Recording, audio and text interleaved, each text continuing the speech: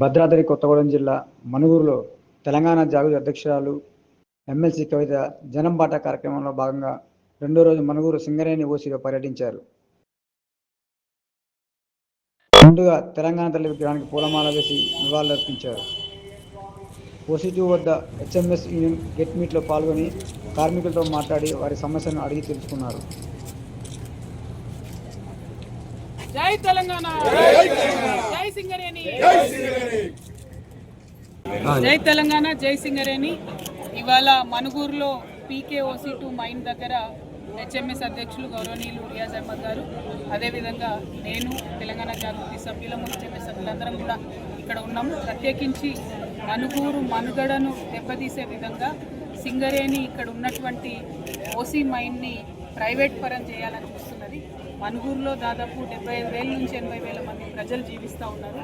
ఈ ఓసీ మీద సింగరేణి మీద ఆధారపడి జీవించేటటువంటి ప్రజానికం చాలా పెద్ద ఎత్తున ఉంటారు. ఒకవేళ మనుగూరులో ఉండేటటువంటి ఈ మైన్ను ప్రైవేట్ పరం చేస్తే అసలు మనుగూరు పట్టణం మనుగడనే లేకుండా పోతుంది. చాలా దారుణంగా అమానవీయంగా ఇక్కడ సిఎండి గారు వచ్చి మరి మనుగూరు లైఫ్ ఇంకొక 3 ఏళ్ళే ఉంది, 2030లో మొత్తం మైన్ క్లోజ్ చేస్తామని చెప్పి వెళ్ళడం జరిగింది. దానివల్ల మనుగూరు పట్టణంలో కూడా అనేకమైనటువంటి ఇబ్బందులు ప్రజలు ఎదుర్కొంటున్నటువంటి పరిస్థితి. ఇంకొక పక్క భద్రాచలం థర్మల్ పవర్ స్టేషన్ అని పెట్టారు, దాని మీద 1000 మందికి ఎక్కువ జీవించేటటువంటి పరిస్థితి లేదు.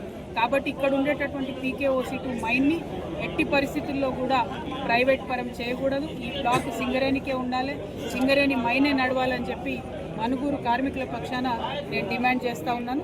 అదేవిధంగా సింగరేణిలో డిపెండెంట్ ఎంప్లాయ్మెంట్ కావచ్చు, మరి ఇన్కమ్ ట్యాక్స్ ఏదైతే జీతాల మీద పర్క్స్ మీద ఇన్కమ్ ట్యాక్స్ వేస్తూ ఉన్నారో అవి కావచ్చు, ఇటువంటి అంశాలు అలియాస్ నేమ్స్ అంశాల మీద తెలంగాణ జాగృతి హెచ్ఎంఎస్ పోరాటం కొనసాగిస్తుంది.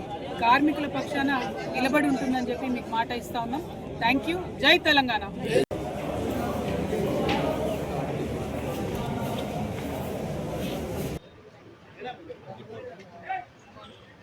Thank you.